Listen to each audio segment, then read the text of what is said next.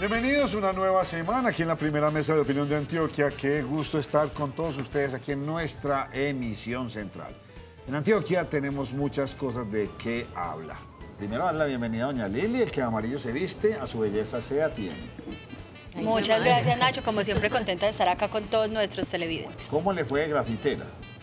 No, Entonces no fue ella. no fui yo. Estaba Ella mandó la foto.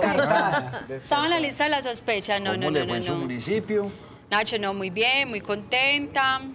¿Qué más le cuento? No, usted sabe que uno siempre tiene ese amor por el municipio en el que nació. Contenta de ver que ya tanta gente ha regresado, muy triste con la noticia que creo que publicó uno de nuestros compañeros, y mal no estoy, Duber, con ese tema de esos grafitis al ingreso del municipio de Granada. Esperemos que la situación no se complique, porque sí sería muy lamentable, Nacho, volver como a esas épocas donde la gente ya no puede estar en su municipio y ya que está regresando tanta gente que se tenga que devolver. Bueno, bienvenida. Muchas gracias. Y la noticia tal vez del día, dentro de las muchas que hay, porque hoy estamos con demasiada información, pues a mí me llama mucho la atención, hombre, este comunicado que envía el ELN, diciendo que ellos sí fueron los que hicieron esto. Atribuyéndose. Queda uno como muy pensativo. ¿Qué dice puntualmente?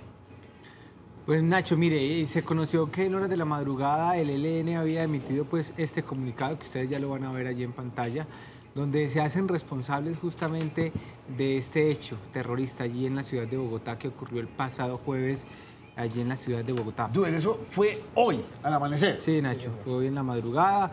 Pues se produce después de todas estas manifestaciones en todo el país, las marchas que se dieron el día de ayer allí, lo que hace el ELN es que de cierto modo justifica su actuar. Dicen que esto fue más como un acto de guerra y no contra la población civil, sino contra la policía. Pues ellos argumentan que cuando declararon el cese al fuego unilateral en diciembre, pues que el ejército aprovechó este cese al fuego para atacar a algunos de sus hombres, algunos de sus campamentos, y pues esto es como una retaliación. Dicen que esto es la guerra y se justifican justamente en este argumento. Muy Nacho, lamentable. Ellos utilizan la palabra de un ataque lícito y entre comillas dicen, su respuesta fue realizar ataques militares en contra nuestra, refiriéndose a que el presidente Iván Duque no dimensionó el gesto de paz que tenía la guerrilla del ELN cuando hizo como un cese al fuego, y que igual bombardearon campamentos. Entonces ellos dicen, si ellos nos bombardean campamentos, nosotros le atacamos también sus estructuras militares, y utilizaron la palabra lícito, ataque lícito. Sí, que está dentro de lo... Nacho, de eso sí hay que decir que definitivamente los señores del ELN están, voy a utilizar una frase coloquial, están mirando fuera el tiesto. Es una miopía, es un absurdo lo que están haciendo, tratar de llegar fortalecidos a una mesa de negociaciones, como lo hizo en su momento las FARC también. Me parece que es un error craso que esta gente se ponga a hacer eso. Y además porque hay que aclarar, y ellos son conscientes y deben saberlo, que fue un cese unilateral, nunca fue bilateral. El gobierno ni las fuerzas militares, nadie dijo que iban a cesar las operaciones en contra de ese grupo guerrillero. ¿Y eso se negoció en ningún momento? No, nada, No hubo ellos decidieron ninguna hacer una tregua, fue voluntad de ellos, y digamos que entre comillas se les agradece que haya habido una tregua en diciembre, pero nunca el gobierno se comprometió a no hacer lo mismo. No fue una cosa acordada, no hubo un cese al fuego porque faltaba que entregaran a los secuestrados y dejaron de hacer actividades terroristas. Es decir, no pueden hablar ellos de que les incumplieron nada, porque no fue, repito, cese bilateral de ambas partes, sino de una sola, y fue el ELN el que decidió hacer una tregua. Obviamente, el gobierno, las fuerzas militares iban a continuar con su ofensiva, y así se estaba negociando en La Habana. Entonces me parece que vengan ahora a justificar un acto de estos y a decir que no son civiles. Mire, si nos vamos a lo literal, Nacho, la policía es una fuerza civil. Sí. Ellos no son militares, son una fuerza civil que protege a los ciudadanos y tiene unas actividades especiales. Que tiene más una función pedagógica. Exactamente, no tienen ninguna justificación. Ahora no vengan a salir con que ese ataque está justificado. Queda claro que en estos procesos de paz siempre vamos a tener, sobre todo por parte de estas personas, ese tiro De y esos hablo. grupos armados. Los grupos armados hacen la presión para volverse más poderosos. Esperemos que esto no se incremente, ojalá que se vuelva a la mesa, Ojalá que podamos Pero entrar en una paz en Colombia. Yo tengo una pregunta. Ahora que digamos que hubo ese comunicado por parte del ELN, ¿quiere decir o se asume o se interpreta que las personas que son, digamos que esos comandantes que están en Cuba, tenían conocimiento de este atentado o no?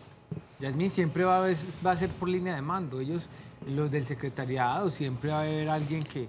Y si enviaron un comunicado es como oficial, es es igual que una directamente desde empresa. allá. El Sí. gerente es el que Usted lo acaba de maneja decir, todo. igual que una empresa. Sí, el Entonces ya la gerente lo sabe empresa todo. no es una ideología. Esto se está volviendo en negocio de narcotráfico, minería ilegal, Pero entonces- tala de árboles. Secuestro. Entonces probablemente Sí. puede pasar lo que usted está diciendo.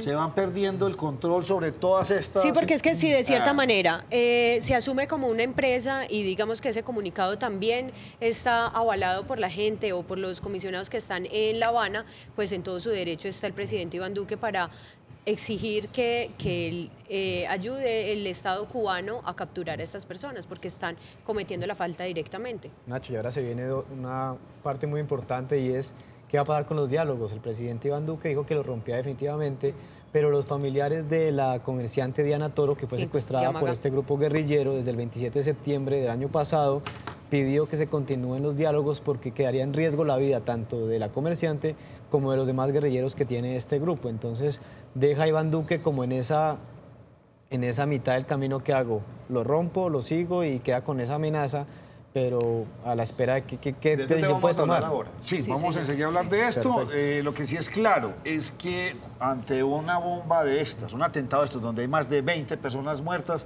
perdóneme, el tinte cambia. Ya Exacto. piensa uno que no estamos para estos atentados ni para seguir con esto.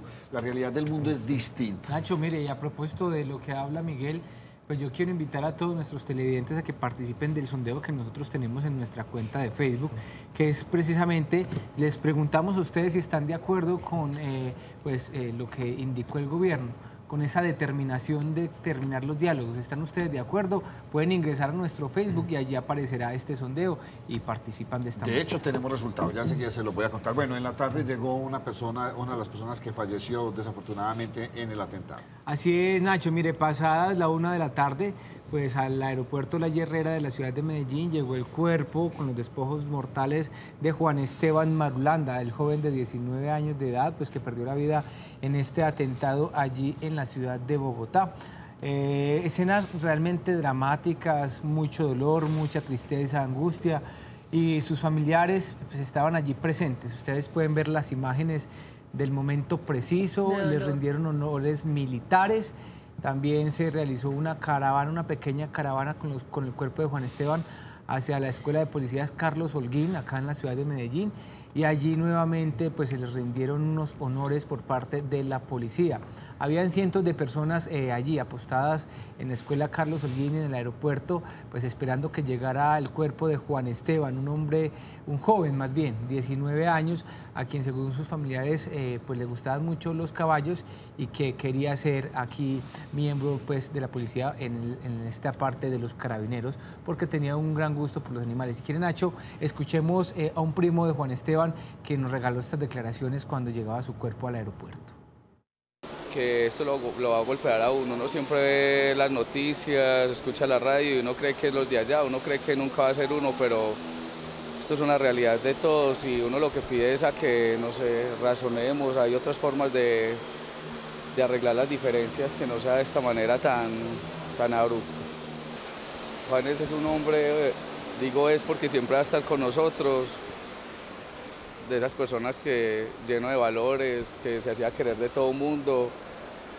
Por lo general dicen que solamente se habla bien de las personas cuando faltan, pero creo que Juan es un ejemplo de que se puede hablar cuando está y cuando no está. El país lamenta. Ayer hubo marchas, de hecho la de Medellín se tiñó con algo que ustedes en nuestra emisión meridiana pues lo trabajaron con mucha profundidad ante este asunto. O sea, o marchamos políticamente por la paz de este país, o esto lo convertimos en ese tire y afloje, pues queda mucho que desear, duda. Sí, Nacho, y precisamente eso conversábamos ahora fuera de la mesa, allí en nuestro lugar de trabajo. Todos los periodistas analizábamos la situación, que el problema de nosotros los colombianos es un tema más de intolerancia. El día que superemos y que sepamos vivir con las diferencias del otro, ese día creo que Colombia va a contar un cuento muy diferente. El tema es más de intolerancia y del irrespeto hacia el pensamiento del otro, Nacho. Se ha vuelto más que todo, yo creo que fanatismo también de muchas personas, incluso por ahí leí algunos comentarios que lastimosamente se ha vuelto como el fútbol, en que no respeta que el otro sea de otro equipo, y eso mismo está pasando en este momento en Colombia. No hemos aprendido a respetar que la otra persona piensa diferente y nos hemos vuelto fanáticos, tan fanáticos que llegamos precisamente a eso que estaba mostrando Duber a mediodía, que es incluso llegar a agredir a una persona simplemente porque piensa o no actúa de la misma forma que lo hacemos. Eso es lo de la camiseta, mire, usted hace como el símil, la semejanza con lo de los equipos de fútbol, que uno de un equipo quiere quitarle la camiseta al otro porque es de otro equipo. No, mire, que si el joven estaba o no estaba en el lugar equivocado, digamos que tal vez sí. Él salió. Pero la reacción de una marcha que se supone es contra el terrorismo, contra la violencia y con actos violentos, porque una amenaza es violencia, un golpe a un joven en la cara, a un menor de edad, fueron 2 golpes, eso es violencia. Me parece que tenemos que controlarnos un poquito más. Si usted piensa distinto, pues déjelo tranquilo, seguramente hubiera pasado inadvertido si nadie le dice nada. Exacto. Él se queda ahí, la marcha sigue, continúa y no pasa nada. Además, era una marcha donde podía ir todo el mundo. Todo el mundo podía ir y eso no tenía boleta, no había que pagar entrada y era en las calles. Me parece que no podemos de pronto venir a tratar de acallar a las personas que tienen otra forma de expresarse, porque además eso lo hemos visto cuando ha habido otros presidentes, le han dado con todo, le salen pancartas, los acusan de corruptos, de todo, y ahí están y todo el mundo se expresa. A mí me parece que cuando aprendamos, como dice Duber, a respetarnos, a entender que no todos pensamos igual, es que la persona que me está viendo ahora seguramente no piensa igual que yo, y eso no es problema, porque es que qué tal todo el mundo pensando igual, entonces ni siquiera habría programas de estos, porque ¿para qué vamos a hablar de lo mismo todos? Hay pensamientos distintos y hay libertad, y por fortuna no estamos en una dictadura donde no se puede hablar. Y el tema del terrorismo y de la violencia acate tanto a los policías que fueron asesinados el jueves, como a líderes sociales, como el tema también de responsabilidad de todas las fuerzas militares, de las fuerzas también que están al margen de la ley. Pues esto no es únicamente ese momento que el jueves de pronto lo tornó algo fuerte por la capital, por donde fue, pero también hay líderes sociales, y creo que la marcha encerraba todo ese tema de violencia de Colombia, no solo el tema de violencia contra las fuerzas militares. Pero señores, en última instancia terminamos con una violencia verbal. Ayer también escuché lo que dijo este señor Bolívar. De barras bravas parece eso. Uy, por Dios, este señor Bolívar es incendiario. Él es congresista, pero incendiario, gravísimo. Es libretísimo. No caigamos en esta trampa, nos están llevando a un extremo y al otro. No caigamos en la trampa, trabajemos por Colombia. Unidos, Nacho. Por Dios. Y cero fanatismo, Nacho. Uy, no puede ser fanático ni de deportes, ni de religión, ni de política, porque es que, imagínese, aquí cuántos partidos hay, los que usted quiera, y cada persona puede tener su afinidad con uno u otro partido, y entonces ¿qué tal matándonos por eso? Bueno, doña Liliana, usted qué quiere, tiene tantas noticias que no sabría por cuál iniciar, así que se lo dejo a su Nacho, pues libre decisión. tengo noticias, si quiere le voy a contar una noticia que también tiene que ver con el tema político y está relacionada con el concejal de Medellín por el Partido Liberal, el concejal Bernardo Alejandro Guerra, que lo hemos tenido acá en el programa. Recuerden que es uno de los concejales que más denuncias realiza dentro del Consejo de la Ciudad de Medellín. Ustedes creo que una vez acá en la mesa me lo preguntaban si era competencia de él realizar denuncias de otros municipios y demás, pues precisamente se le puso una demanda. Esa demanda fue aceptada por el Tribunal Administrativo de Antioquia. La demanda era pérdida de investidura precisamente porque el concejal dicen que abusa de sus competencias, está relacionado a los casos que él denunciaba con el tema de Indeportes, también con la casa consistorial del municipio de Caldas, el lote de la central mayorista y otros más. Ahí están viendo pues que el Tribunal Administrativo de Antioquia admitió esa demanda. Nosotros hablamos vía telefónica, me dice que no nos va a entregar declaraciones porque el día de mañana va a realizar una rueda de prensa donde él asegura que eso simplemente podrían ser celos políticos o retaliaciones debido a las diferentes denuncias que él ha presentado y que hay fallos que avalan todas las denuncias que él ha hecho, entre ellas él dice que hay fallos de la central mayorista del bloque 24 y también de la casa consistorial de Caldas, pruebas que él asegura que va a entregar el día de mañana y que él dice que está totalmente tranquilo, que no cree que realmente se dé esta decisión. ¿Quién está detrás de todas las acusaciones a los Guerra? Sí, Nacho, señor. pero ¿sabe qué? Estamos en campaña. Eso le iba a decir. Entonces, ahí también Andrés, Bernardo, Alejandro, en fin. Es un tema, yo ¿Quién digo está detrás de que esto? es un tema político que se empieza a ventilar y que seguramente no solo vamos a ver denuncias en contra del concejal, sino que van a empezar a sacarle trapitos al sol a muchos precandidatos en este momento, porque Para yo sacarlos del pensé, camino. para sacarlos del Sí, camino, sí. yo pensé que la cosa iba a estar un poquito calmadita, por lo menos hasta el mes de febrero, marzo, espera pero eso. no, Empezó a todavía moverse. se sigue moviendo y mucho. Les voy a, para hacer un último comentario, sé que se me va a armar aquí un pequeño debate porque medio lo intenté tener con don Germán Mendoza, no era la intención, pero sí hizo falta algo en esas manifestaciones, en estas marchas, se lo decía yo a Germán, que es, ¿en dónde pusieron una bomba? Prácticamente en una universidad, es una escuela, es una Los universidad. estudiantes. ¿Y dónde está el resto de los estudiantes del país? Ah, porque estos están estudiando una carrera militar, de policía. ¿Y Sigue dónde siendo están una los otros universidad. estudiantes? ¿Sabe qué escuché? ¿Sabe qué escuché? Porque- Ninguno, ¿Sabe? ninguno, ni de la Nacional, ni de la Antioquia, ni nada, fueron solidarios con estudiantes que optaron por tener esa carrera. Nacho, ¿Sí? Pues de pronto no es se porque mostraron la como gente- estudiantes No, como es que tal. Germán me decía, es que de pronto No. la gente no lo ve como una Los universidad, estudiantes lo ve estaban como de otra acuerdo cosa. Nacho, con la yo creo que marcha. es que lastimosamente hablaban que estamos haciendo duelos selectivos y lastimosamente quienes hablan de esos duelos selectivos son también quienes están haciendo precisamente eso, porque uno ve a estudiantes y personas que defienden a los líderes sociales, que está bien que lo hagan, pero los policías simplemente a toda hora los vemos como las personas malas, como los más corruptos, como los que a toda hora les damos plata, y lastimosamente en esa sociedad tenemos personas buenas y tenemos personas malas en todas las carreras, y usted lo mencionaba, era una escuela donde, o es una escuela donde escuela. muchos policías se estaban formando, y esa fue la carrera que eligieron. No policías, Sí, personas de la personas, calle, sí, común señor. y corriente, que saliendo de Que colegio se querían tomaron- formar en eso. Me quiero formar en esto, como quiero ser bombero, paramédico, quiero ser de la Armada, quiero ser oficial, militar, claro. quiero ser policía. Cuénteme. Le cuento que muchos estudiantes que escuchaba por ahí no estaban de acuerdo con la marcha porque no creían en este atentado como tanto lo ha pronunciado las fuerzas militares. Para ellos es un autoatentado y una cortina de humo para el fiscal, para tema de Odebrecht, para muchos temas. Es lo que están hablando los estudiantes, no soy Los yo, lo comentarios que aclaro ahí. Sí. Los comentarios que se escuchan de los estudiantes que no estuvieron marchando o de pronto no se identificaron en las marchas porque de pronto muchos estudiantes fueron con las familias, pero el movimiento estudiantil de pronto no se vio y muchos Nacho, y dicen habrá eso. que escuchar qué dicen ahora que ya el ELN salió y reconoció este atentado. No, perdón. Ahora lo que hay que esclarecer- miren lo que estamos. Entonces, ¿dónde está la solidaridad de los estudiantes con los estudiantes? Ah, ahí sí no, Nacho, pero existe. vea, aquí sí hay que rescatar algo que escribe Oscar, y yo lo digo porque yo no estuve allá, pero sí vi en unos informativos de televisión nacional cuando estaban pidiendo sangre, Sí, los- entrevistaron a varios estudiantes que fueron a donar sangre allá donde Porque, estaban de pidiendo hecho, la sangre. perdón, yo lo vi en ese- noticieros, o sea, yo no estuve allá. Germán, Pero yo es lo que vi en incluso noticieros el día del y lo vi en atentado varios los informativos estudiantes se hablando fueron de para que ellos habían donar ido a sangre. donar sangre No, a algunos estudiantes. pero yo creo que a lo que Nacho hace referencia es que como colectivo se unen para unas cosas, pero para otras no. Eso es. O sea, como de pronto muchos estudiantes y muchas personas fueron, donaron sangre, hicieron sus actividades. Yo incluso, no sé si alguno de ustedes lo vio, vi una historia de un niño que llegó, que toda la vida Sí. quería ser Que policía, pesar, y que lloró, que le dijo al papá que lo llevara porque quería estar con sus amigos y con sus colegas.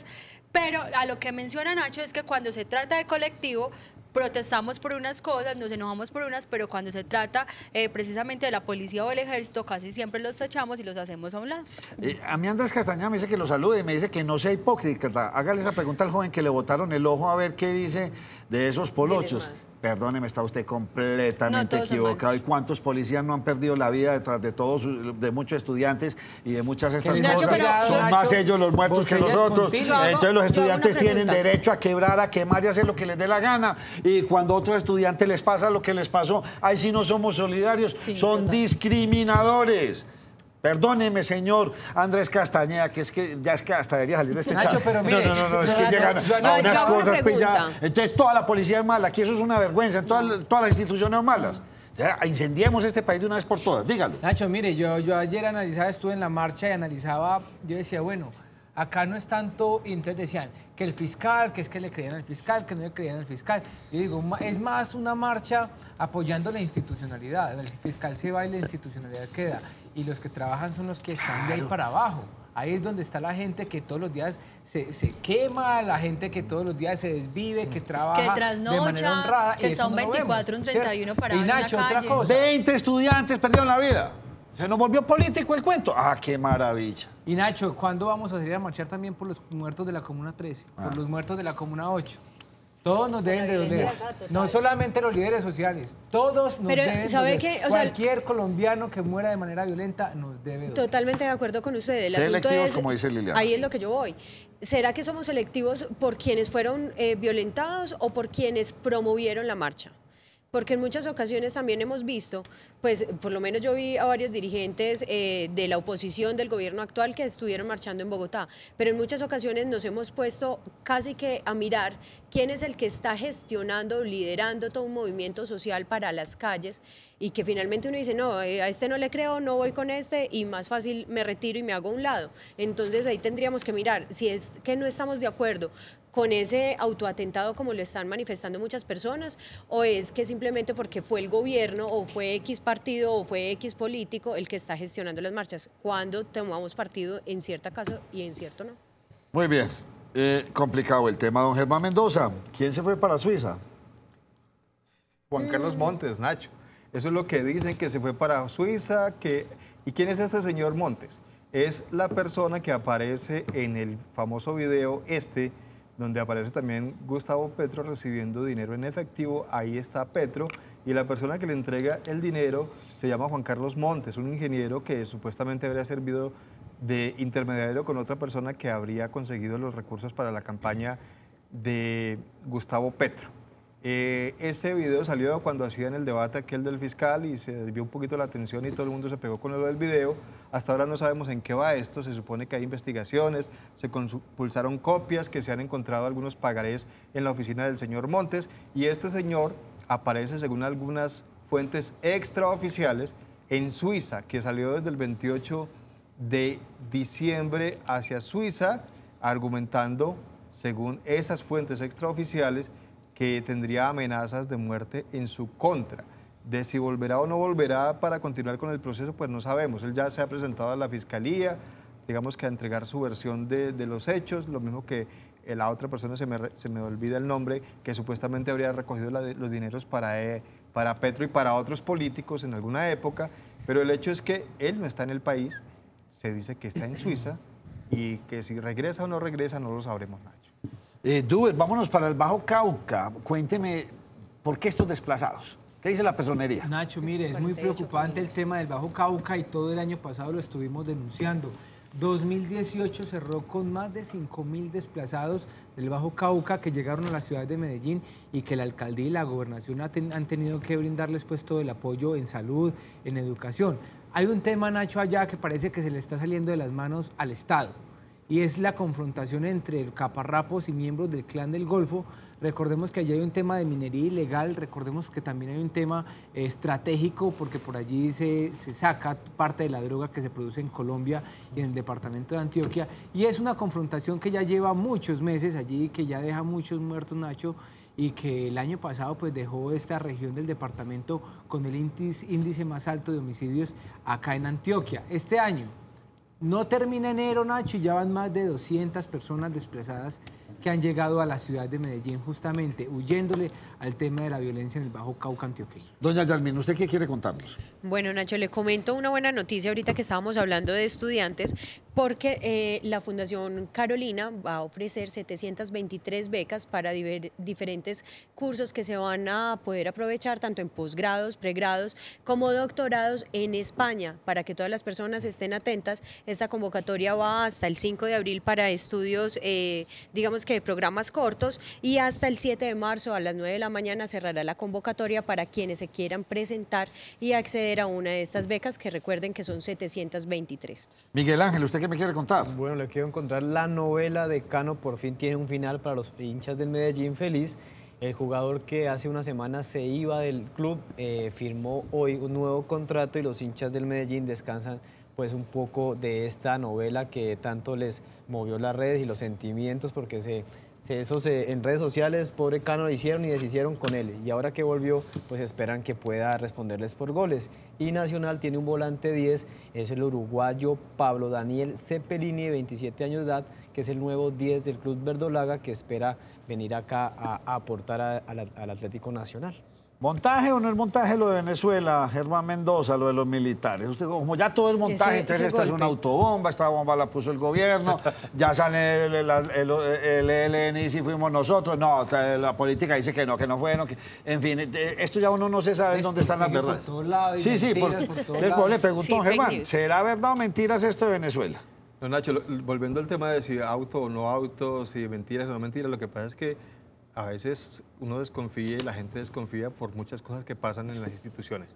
Pero hablando de Venezuela, pues ya había circulado un video, recuerda usted, de algunos militares hace poquito, donde estaban llamando a la sublevación en contra de Nicolás Maduro, no reconociendo el gobierno de Nicolás Maduro que acaba de comenzar. Y pues se conoció esta mañana otros videos que la Guardia Nacional Bolivariana supuestamente estaría también invitando a salir a las calles y a la gente, y decían en un video que vamos a ver un poquito más adelante, que si ustedes querían esto, que el pueblo quería esto, pues aquí estamos, los invitamos a que también salgan a las calles. Hubo algunos disturbios, hubo algunos enfrentamientos, el gobierno de Venezuela da cuenta de la captura de algunas de estas personas que estarían participando en esa sublevación. Dicen ellos que los capturaron todos, no hay una cifra pues así como exacta del todo, pero esto era lo que decían. Algunos de ellos estaban diciendo: nosotros estamos aquí presentes, Guardia Bolivariana, si los cogieron o no los cogieron, si eran reales o no eran reales, pero videos hay. Aquí está el video del que les hablaba. Ustedes, pueblo de Venezuela, salgan a las calles. Aquí estamos nosotros, que ustedes querían. Ustedes pedían que saliéramos a las calles, que defendiéramos la Constitución. Aquí estamos. Aquí estamos. Aquí tenemos a la tropa. Aquí tenemos a la tropa. No es ahora, es nunca, pueblo, es ahora. Es hoy, señores, es hoy. Pueblo, salgan, apóyennos. Ustedes querían que la Fuerza Armada sea a la calle. Bueno, ahí lo tienen, se van caldeando los ánimos en Venezuela. Volvamos a nuestro panorama. Miguel Ángel, fue capturado un sacerdote. Sí, señor, en el municipio de La Ceja, un sacerdote que en diciembre, al parecer, presuntamente había abusado sexualmente de uno de sus acólitos, que además, aquí está el sacerdote, él se llama Héctor Ayala, si no estoy mal, había abusado de uno de sus acólitos, que además era el ahijado, porque este señor resultó pues, ser el padrino de este muchacho de 12 años de edad. Esto fue en diciembre, más o menos el 10 de diciembre, él abusó presuntamente de este muchacho y viajó después para Bucaramanga, Río Negro, estuvo fugado de las autoridades y volvió la semana anterior, donde fue entregado a las autoridades y donde será pues juzgado por esta conducta con este niño menor de edad. Bueno, por otro lado, Machete. ¿El de la película o quién? Nacho, no, miren, Machete, bueno, pero como de película fue su captura prácticamente, y ya van a ver ustedes, Nacho, en las imágenes, este hombre fue capturado en República Dominicana, estaba huyendo de las autoridades en la ciudad de Medellín y llevaba aproximadamente 3 años yendo a este país, tenía un documento falso no, con información falsa, el documento era real. Se cambiaba el aspecto, se engordaba, adelgazaba, se peinaba para un lado, para el otro, con el fin de despistar las autoridades, y pues le quedó bastante difícil a la policía ubicarlo debido a esos cambios que él constantemente pues tenía. Este hombre, se presume, Nacho, era el sucesor de alias Pesebre, que fue un hombre capturado ya hace algunos años, que ya se encuentra también condenado y que también es responsable de varios delitos allí en el sector de la Comuna 13. Este alias Machete, Nacho, pues dicen las autoridades, deberá responder por lo menos por 40 homicidios por línea de mando. Hoy fue presentado ante un juez de control de garantías, se les están imputando los delitos de homicidio, extorsión, desplazamiento, entre otros. Era uno de los hombres más buscados también de la ciudad de Medellín, Nacho. Y estaba como un príncipe allá en este... Como todo un rey, imagínese. No, mejor dicho.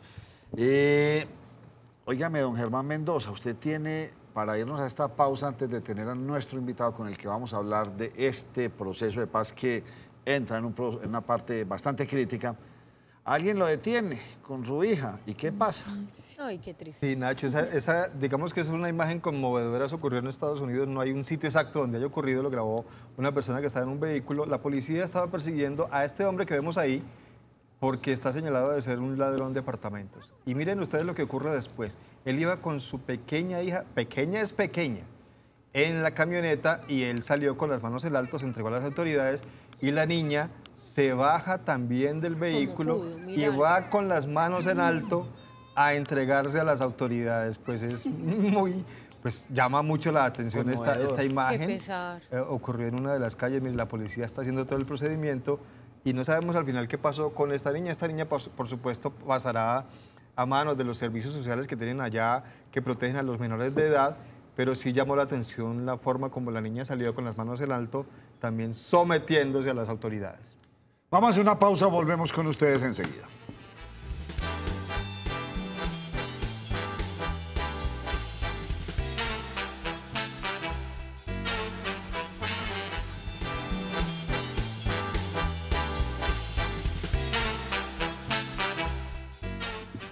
Por aquí muchos me dicen que por favor guardar compostura. Claro que la guardo. Sí, señor. Simplemente que me da gran tristeza cuando vemos cuál es el objetivo final de algunas personas en este país. Pensar que todas nuestras fuerzas públicas son paramilitares, son asesinos, son malos. O sea, pensar que toda la policía está absolutamente corrupta, que todos nuestros soldados son paramilitares. O sea, sería lo más grave y lo más triste que podríamos decir. Sabemos que existen muchas ovejas negras, sabemos que hay muchas cosas malas, pero que hacen esta gestión, la hacen, y que ayudan muchas veces, en muchas oportunidades, a que esta sociedad funcione también. Claro. Se necesitan, por Dios.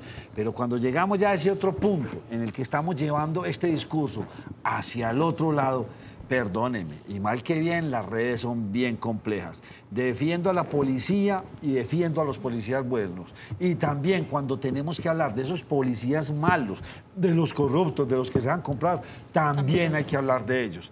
Pero no llevarlos y estigmatizarlos a ese punto donde digamos que toda la institucionalidad en este país está completamente perdida. Eso es una gran falacia, eso es una gran mentira. Hay muchos malos, lo sabemos, pero también hay gente buena trabajando por este país.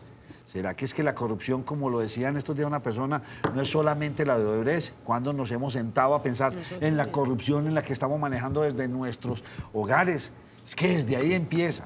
Desde ahí estamos empezando y estamos siempre buscando los colombianos cómo hacer la trampa. Este es un problema cultural, señores, no es de 5 o 6 políticos, a los que habrá que meter a la cárcel con toda seguridad. Y ojalá no vaya en el Cantón Norte, ojalá en La Picota o en el Buen Pastor, en donde tengan que estar.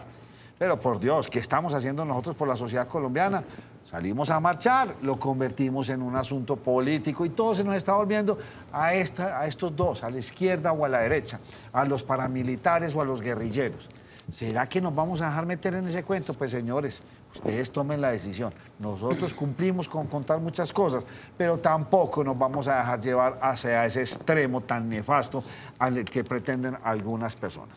Seguiremos informando y por eso traemos personas idóneas como las que tenemos de invitados ahora. ¿Usted quería decir algo? No, yo quería decir algo, Nacho. Obviamente no podemos generalizar cuando se habla de la policía, del ejército, ni de los políticos siquiera, porque siempre hemos dicho que habrá políticos que hacen su trabajo y que no llegan al Congreso esperando enriquecerse.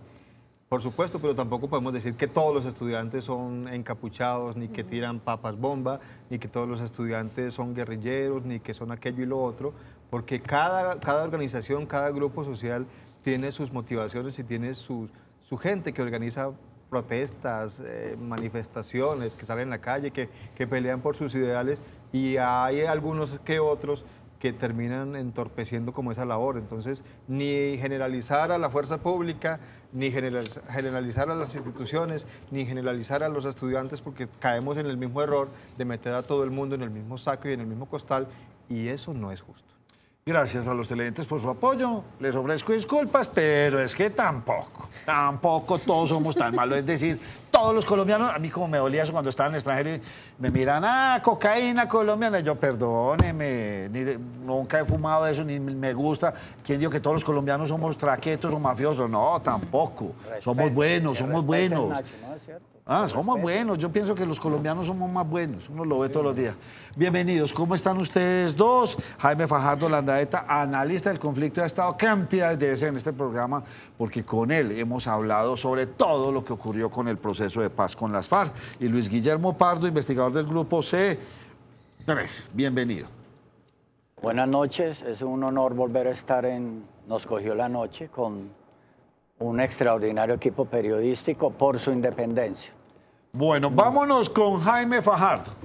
¿Qué pasó, hombre? O sea, Germán ahorita hizo una aclaración bastante importante. Se dijo, hombre, no va a haber más combates, no va a haber cese de hostilidades, pero venía el ELN hacia el gobierno nunca dijo que iba a haber cese al fuego. ¿Qué pasa, hombre, y por qué llegamos otra vez a caer en esto? Bueno, buenas noches, un agradecimiento por la invitación, un saludo a toda la mesa. A ver, la verdad es que es muy sorprendente el hecho en sí que se dio. Este es un acto terrorista, no se puede reivindicar como un acto de guerra. Me parece que el ELN se equivocó y arrasó, tiró de una vez, volvió trizas lo que no volvieron otros los acuerdos de paz, porque eso va a afectar el acuerdo con la FARC, eso no solamente va a ser con el ELN. Y de hecho, pues algunas posturas que han venido clamando por endurecer, por salir al paso al acuerdo de paz, pero Jaime, no, mucho. Páreme ahí.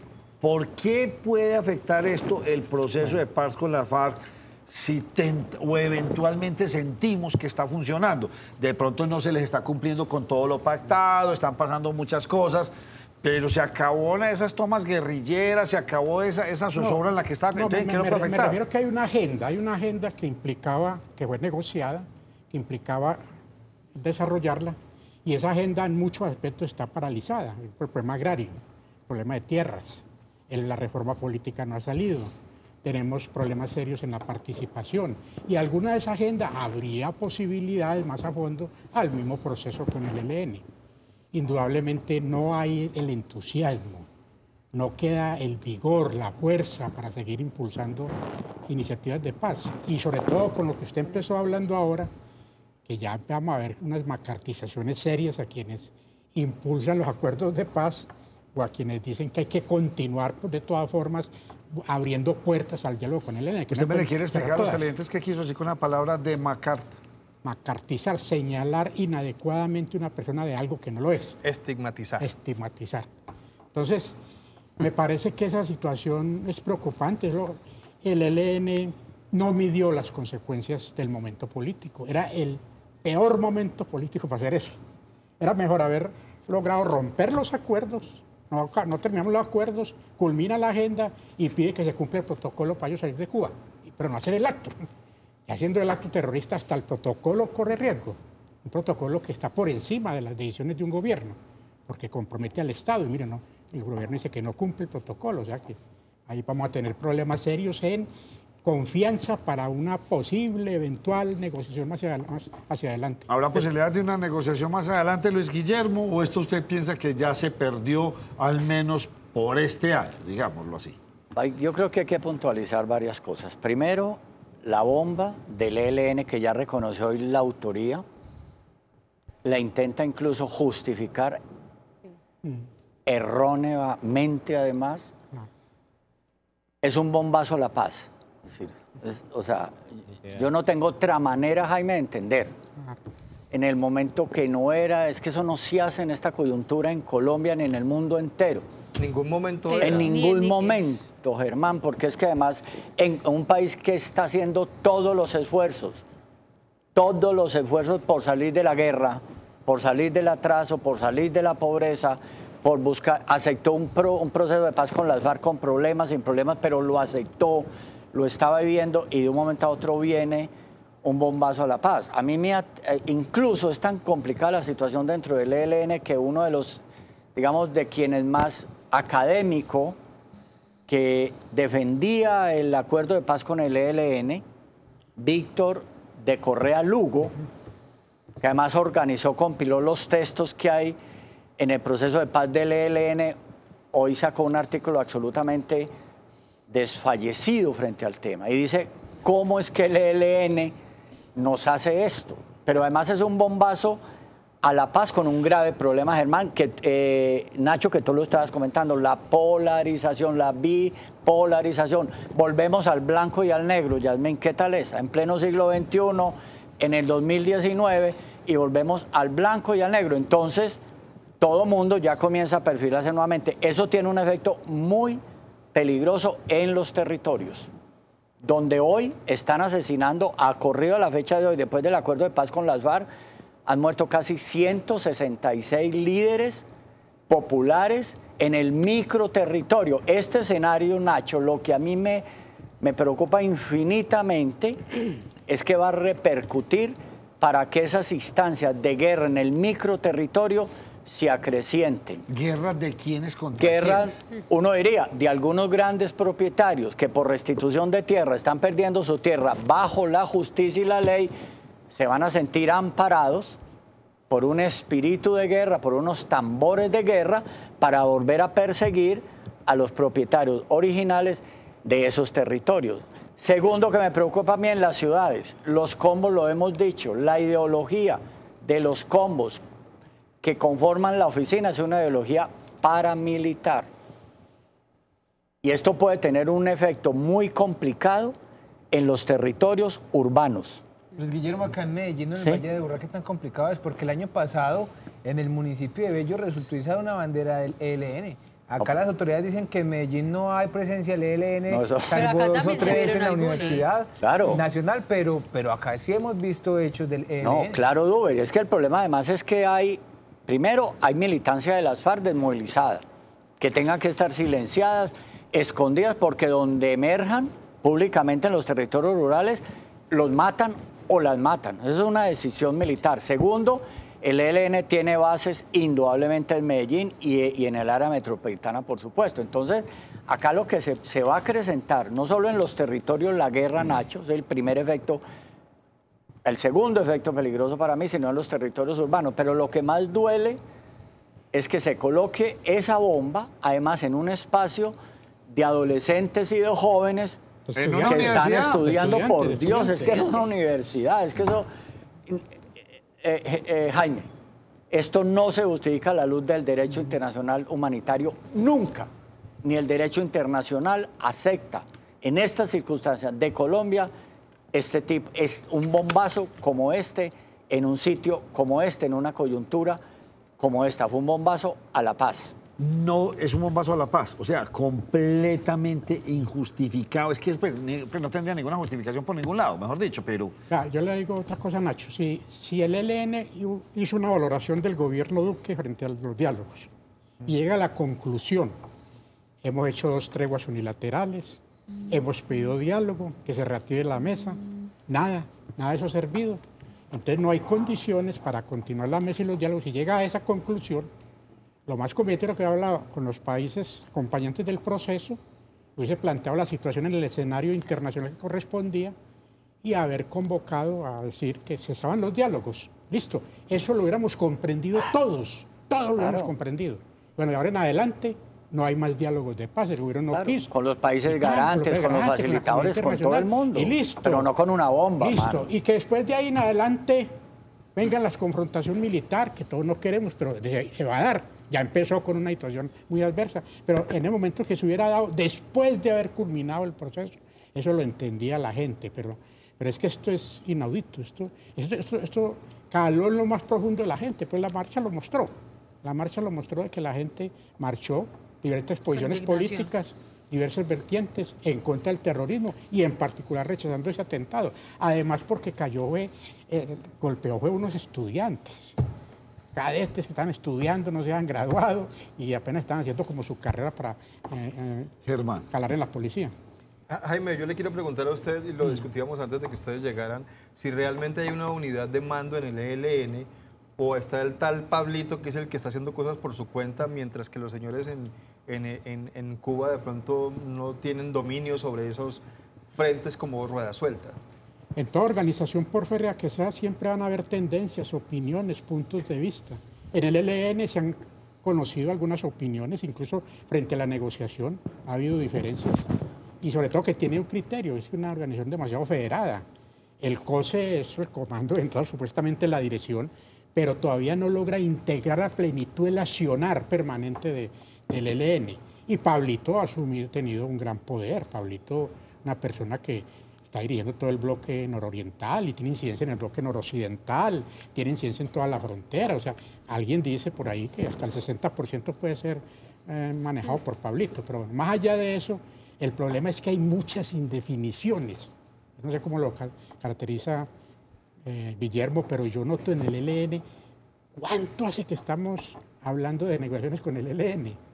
Yo desde, bueno, en el 85 no logramos meterlo, ¿no? No logramos meterlo, pero luego... El único que no estuvo. Sí, no estuvo. Fue El único que no estuvo, que sí. no participó. Sí, pero los después... diálogos con el recién fallecido Belisario de Tancur. Belisario de Tancur. Pero después se metió todos. Todos los presidentes han negociado. Todos han negociado con él. A partir de allí, hasta, con todos los hasta recuerdo estuvo en claro. Cuba con Luis Carlos Restrepo, con el gobierno de Álvaro Uribe. El gobierno claro, de Uribe le metió y hubo intercambio, claro. incluso en la gobernación de Álvaro Uribe. Exactamente. Yo sé que hubo intercambio.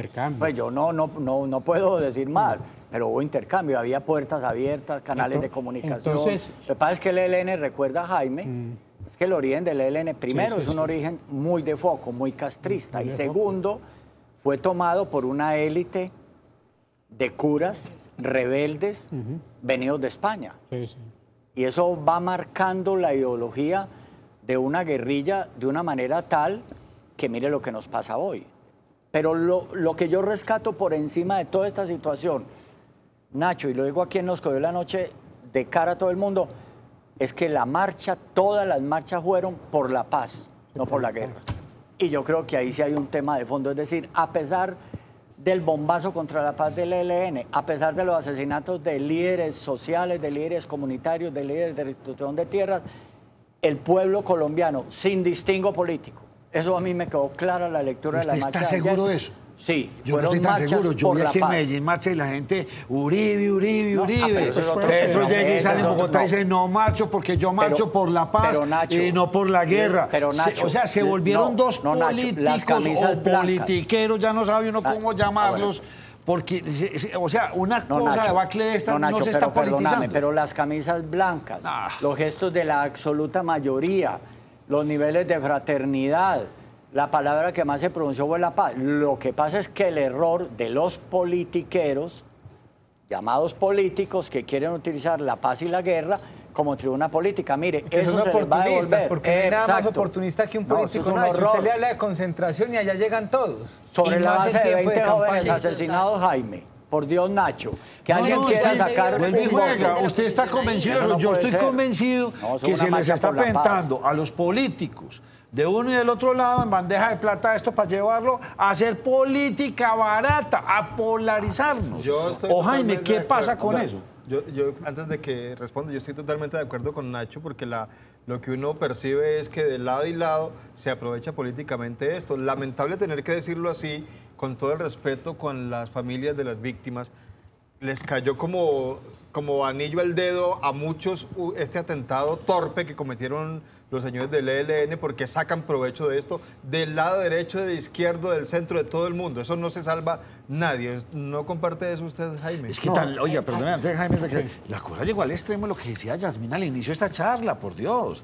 Llegar a decir que esto fue un autotentado. Sí, porque es que había que hacerlo. O sea, ¿y eso es cuenta de quién? De los politiqueros que nos están manejando. Es que el politiquero en la derecha y en la izquierda. Por eso, estamos en una politiquería izquierda y derecha muertos. También miremos que es que hubo varios errores del ELN. Yo entiendo que las consultas y todo lo que hay que hacer para sacar un comunicado se requiere, pero se demoró mucho ese pronunciamiento. Demasiado. Es aún más, yo creo que ellos debían de haber advertido que la situación más de fondo con los gobiernos garantes acerca de que el gobierno no quería la negociación. Jaime, perdóname, pero eso muestra lo que está pasando por dentro. La lentitud en responderle a todo un pueblo y a una comunidad internacional muestra lo que está pasando por dentro del ELN y eso es mucho más fatal para cualquier proceso de paz a futuro. Ahora, hay una situación que hay que analizarla. Yo sí creo pues que la sociedad sigue polarizada, pero uno nota que había avanzado mucho la opinión favorable a la paz, a la implementación de los acuerdos, a pesar de, incluso el propio gobierno tuvo que cambiar de postura. El gobierno de Duque tuvo que ir a Francia a hablar de implementar los acuerdos de paz. Y Duque empezó a hablar de darle fuerza al posconflicto. No, se reunió con Timochenko y con toda Entonces, o sea, eso había avanzado. Lo que pasa es que ahora vamos a perder eso. Corremos el riesgo de perder lo logrado en este poco periodo, aún con que han querido desmontar cosas. La JEP empezó a funcionar, tiene una cantidad de aspectos positivos. De aquí a junio, julio, está sacando adelante una cantidad de audiencias y va a tener unos casos ya banderas. Entonces, con tropiezos está funcionando y el país se convenció que sí se podía. Exactamente. En esa vamos. En esa vamos. ¿Cuál es el problema? El problema es que después de esto, aún en la gente que estaba más o menos ya en línea directa con la paz, empieza a generarse una incertidumbre.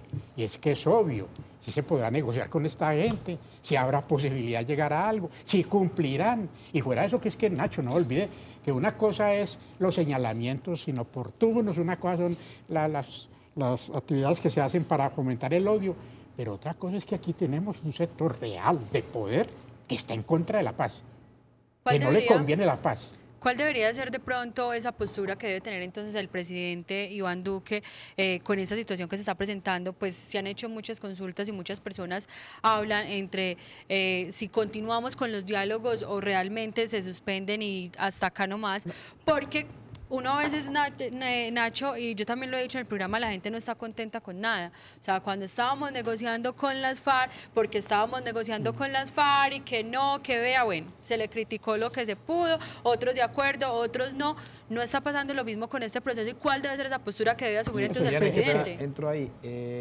Un sector de la población no va a quedar contento con la decisión que tome el presidente Iván Duque. Si continúa, no, un sector iba a ser muy rechazado y el gobierno de Iván Duque otra vez va a quedar, la popularidad va a quedar otra vez bajita. Ahora, pero nada, Guillermo, dale. Pero es que el lío del presidente Duque es que bien, no volvió a utilizar los acuerdos, prometió implementarlos, nombró gerente al posconflicto, nombró alto comisionado de paz, en fin, hizo una cantidad de cosas que empezaron a decir hombre, como que le va a demorar, pero lo va a sacar adelante, Y la comunidad internacional empezó a apoyarlo con más fuerza. ¿Cuál es el problema? Que uno, por experiencia en las negociaciones, uno cuando encuentra una mesa de negociación, así tenga críticas con él, entonces si le va a hacer consideraciones a la mesa, uno va y habla en la mesa de eso. Uno va y dice en la mesa, mire señores, nosotros íbamos a continuar con el diálogo, pero vamos a exigir que ustedes entreguen todos los secuestrados, que ustedes cesen hostilidades, que quiten todo accionar directivo contra la comunidad. Pero eso lo discuto allá con la contraparte. Yo no le mando razones a la contraparte independiente de la posición que tenga de esa negociación anterior. Pero usted me deja muy preocupado, porque es que una cosa es el ELN y la otra es las FARC. Sí, las FARC está funcionando y usted está diciendo, tranquilamente se puede dañar lo de las FARC. Claro, Nacho, porque es que mira, claro. Según los últimos informes, ojo, hay 1.749 disidentes de las FARC. Ya ha crecido. Dios, esto es impresionante. Con esto que está pasando, primero el antecedente de la carta de Márquez, que Márquez se perdió. El Paisa se perdió, que eran, digamos, dos de los líderes de uno de los sectores de las FARC. ¿Para qué? Porque ellos le llegaron a la negociación divididos, lograron mantener la división en la negociación, terminó la negociación y el partido ya en política sí todo se conoce. Entonces mostraron que estaban divididos y pasó lo que pasó con Santrich, que no sabemos qué va a pasar, que aquí hablamos del ELN, lo vuelve mucho más frágil. ¿Por qué? Aquí en este programa lo hemos dicho más de una vez, Germán, el modelo de poder político en Colombia es bipolar. Nacho, entre guerra y paz, y volvemos a ese escenario cuando lo estábamos superando, al escenario de o guerra o paz. Entonces, eso va a agudizar el espíritu de paz, guerrero, de retaliación, de agresión en los territorios, como pasó en la marcha que tuviste. Algunas personas, educadas inclusive, que llegan a la política y se vuelven animales políticos, se vuelven bárbaros de la política. Usted lo que está diciendo es, veíamos una tendencia del actual gobierno a seguir sosteniendo y llevando a cabo lo de la FARC. El proceso. Usted lo que está diciendo en este momento aquí en esta mesa es, este gobierno tranquilamente se devuelve y se vuelve otra vez un gobierno guerrista. ¿Ustedes piensan eso? Es posible. Porque mire una cosa. Pero de cuenta de la filosofía del gobierno o de cuenta de esta circunstancia. No, le voy a decir una cosa. En el propio partido político del gobierno, el Centro Democrático, habían críticas al manejo que el gobierno le venía dando, tanto a temas de la paz como a otros temas, y a la falta de prioridad de una agenda. Entonces, ¿qué pasa? Con esto el gobierno tiene que hacerle concesiones a ese sector, al sector que venía desde su propio partido planteando críticas serias y críticas abiertas. La Cabal era una que le hacía críticas abiertas a Duque y pedía cambio de ministros y pedía cambio de generales. La cúpula militar la cambió porque no aguantó la presión. La cambió toda. Y venían con que eso no puede seguir así. Hay que desmontar el diálogo con el ELN, decían muchos de ellos en redes sociales. Se puede decir que ese sector radical ganó la pelea con esta situación. Y la presión que tenían ya la asume el presidente. El presidente, ni porque fuera tonto, logra tener un escenario en el cual puede recuperar ciertos niveles de credibilidad. Él venía bastante caído en las encuestas. Pero además de eso tenía problemas en la agenda estatal, tenía problemas en sacar su propia agenda adelante. Él no sabía cuál prioridad podía colocar sobre el tapete. Además de eso, tenía un movimiento social en auge. Ese movimiento estudiantil es histórico, lo que venía haciendo. Y la forma en que planteó estos problemas de la reforma estudiantil y todo el caso. Y venía un proceso serio, digamos, había un escenario serio a nivel latinoamericano, pero que está siendo en Colombia con el proceso de la Fiscalía. Yo siento tambores de guerra. Entonces, perdóname, Guillermo. Yo siento tambores. Te lo toco ahora, pero... El tambor. Entonces, la cosa es que todo ese panorama, claro, le da una posibilidad, y es que en política eso se da. O sea, él no produjo el hecho lo produjo el ELN, el atentado lo produjo el ELN, pero el ELN lo que hizo fue generar un escenario distinto que le es favorable a Duque. Que muchos estaban pidiendo. Que muchos le estaban esperando. Y en ese escenario favorable a Duque es donde efectivamente el problema de la paz no es prioridad, ni el problema de implementar acuerdos. Ese escenario nos coloca la situación en otro terreno. Entonces, el terreno, por ejemplo, está tan grave la cosa que en su afán, en la cabeza calorada que tiene el presidente en este momento, de pronto se va a llevar y planteó mal lo de los protocolos. Está mal planteado. Venga, yo quiero que nos podemos detener ahí, Nacho, sobre los protocolos, porque el documento es secreto. Sí, secreto. Normalmente, claro que ya leo una parte. Aquí está, y que precisamente quiero leer para que quede claro a qué se refieren los que están hablando de los protocolos que se deben cumplir, porque eso lo han hecho todos los que han negociado cuando se han roto los procesos de paz. Recuerdan ustedes a Andrés Pastrana, que salió en la locución, damos 24 horas para terminar, para que entre la fuerza pública. Eso era el protocolo, claro. Este documento, mire, decía: si se rompen los diálogos de paz, los países garantes y las partes contarán con 15 días a partir de su anuncio para planear y concretar el retorno a Colombia de los miembros representantes de la delegación del ELN. También habla de facilitar el procedimiento de llevar a estos guerrilleros hasta los territorios. En caso de ser necesarias inserciones en territorio, a lo que me estoy refiriendo, de la delegación del ELN, las operaciones militares cesarán durante 72 horas de antelación al cese de operaciones militares. Y habla de las coordenadas, etcétera, etcétera. Eso lo firmaba Fran Per. Y dice también dentro del protocolo que está firmado, que está en el acuerdo, en esos principios de acuerdo, que se tienen que reunir con los países garantes para hacer digamos que poner en firme la entrada en vigencia de este protocolo. Es decir, hay unos protocolos que no se los está inventando nadie, que son nuevos. El presidente Duque dice: yo no voy a aceptar ningún protocolo porque los señores pusieron una bomba. Cuba dice que hay que respetar los protocolos, y la pregunta es, a raíz de esto, los protocolos, ¿quién va a ganar ese tire y afloje de si se respetan o no se respetan? No, el gobierno dijo que no los pero ahí a la luz del... Ahí sí tiene que cumplir el derecho internacional, tiene que cumplir los protocolos. No, por eso, pero el gobierno dijo que no. Ese es el grave error del gobierno. Claro, parece que está equivocado, en eso está equivocado. Ya salió el alto comisionado, llegó el canciller y dijo: no vamos a cumplir protocolos porque el atentado no está en el marco de un conflicto armado, eso sale de ahí. el atentado es un acto terrorista y no lo reconocemos y nosotros no reconocemos esos diálogos. ¿Qué es lo que pasa? Que es que los protocolos no se reconocen por los actos terroristas, sean terroristas o no. Los actos lo que pueden llevar es al rompimiento de un diálogo, no a un desconocimiento de un protocolo. Son dos cosas distintas.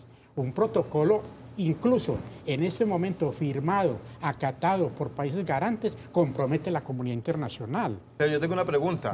El presidente Duque y lo que el gobierno ha dicho con respecto a esto de los protocolos es que yo no firmé eso. Eso lo firmó Santos, yo no tengo nada que ver con eso. Él tiene la facultad de desconocer eso. Venga, no. El acuerdo de paz con las FARC lo hizo el gobierno a nombre del Estado colombiano. Estado, claro. Y el acuerdo de paz con las FARC sigue vigente con Duque porque es el representante del Estado colombiano.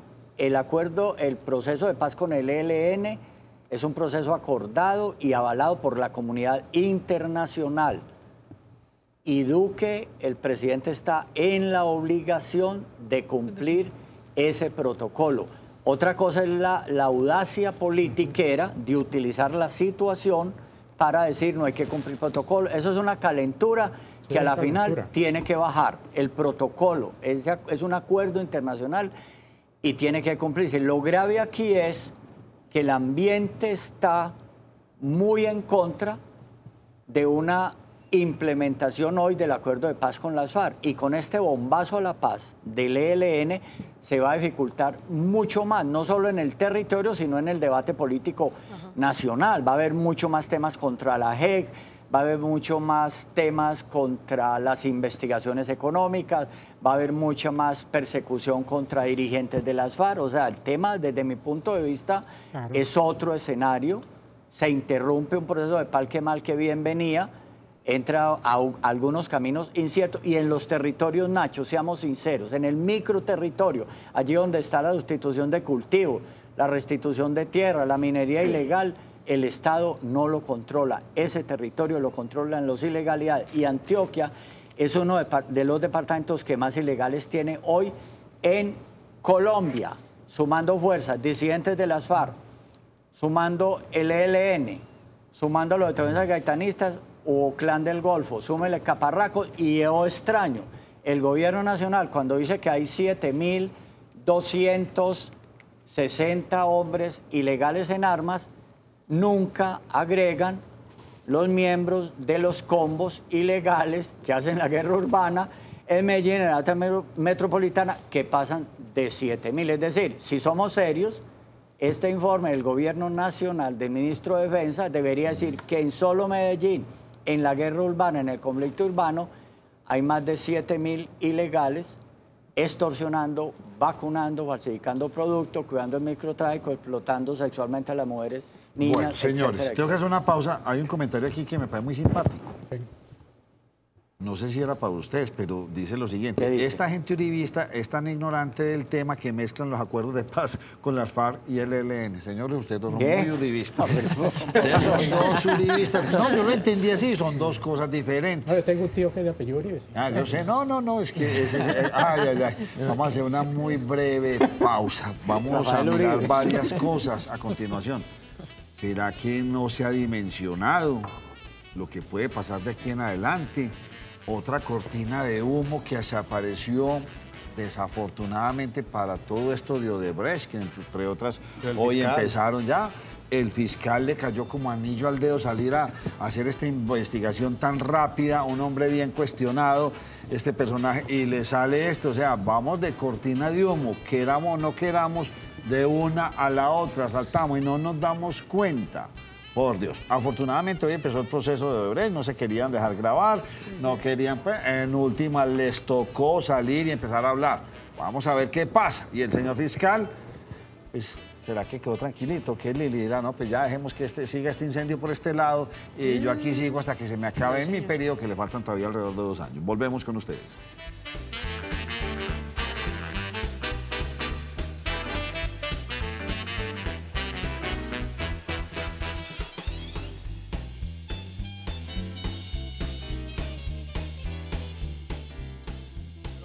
Bueno, empezó, yo tengo que callarnos al aire.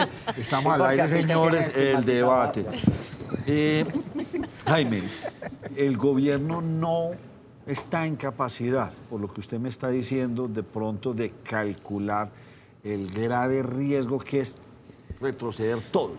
O sea, ya listo, lo de los helenos, pues digamos que tiene una cierta justificación por este acto tan nefasto, pero llegar y llevarlo a las instancias de las FARC y devolver todo lo que se ha logrado construir con ellos, claro que con el antecedente que nos da por allí más de 1.700 disidentes, que no sabe uno si son disidentes políticos, o son disidentes que se fueron y montaron su negocio. Los disidentes de las FARC, 1.749. Por eso, pero se fueron, ¿qué? ¿Detrás de una ideología política o están detrás del negocio que ya lo sabía más? Eso enseguida lo hablamos.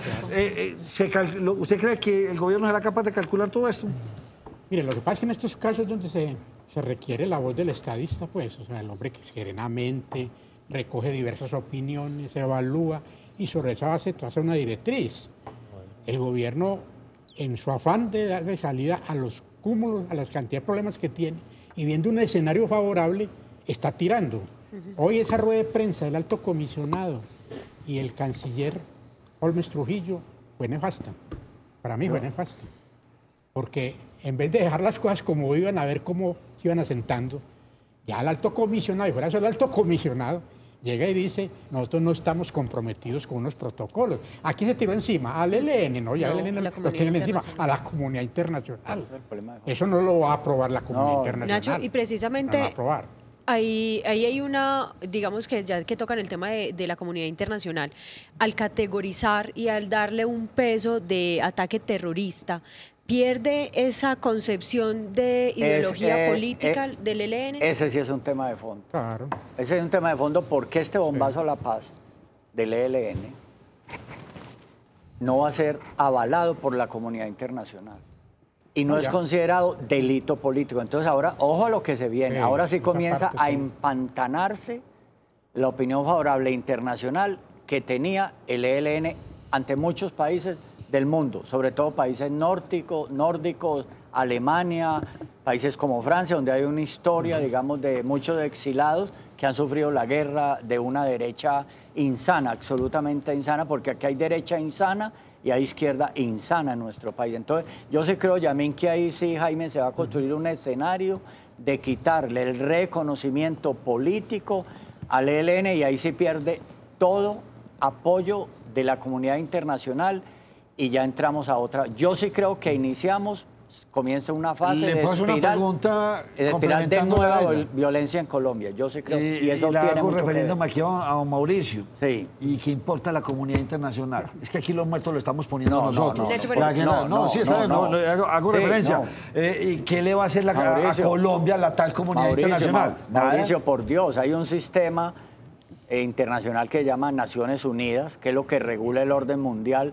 Colombia no puede sobrevivir en contra de ese orden mundial y Colombia necesita aliados, y necesita aliados no solo Estados Unidos, que hace parte del Consejo de Seguridad de Naciones Unidas, además necesita Francia, necesita Alemania. Sí, pero entonces hay que matar un montón de gente y poner una bomba para que los nórdicos se den cuenta que sí son terroristas. No, es que separemos el debate, no es que se venga la comunidad internacional acá a asesinar al ELN, a meterse a la guerra, no. Es que ningún gobierno puede funcionar ni económicamente, ni socialmente, ni culturalmente, ni internacionalmente sin consenso y sin apoyo internacional. O si no, miren cuál es el problema de Maduro hoy. No es ni la situación interna, por Dios, es toda la opinión internacional encima. Solo quiero decir esto, a mí sí me preocupa. Yo no sé si este tuit sea del expresidente Uribe. Un tuit que tiró el día del atentado. Yo lo tengo acá, yo lo rescaté. A mí me gustaría saber si sí o no. Es textual lo que voy a leer.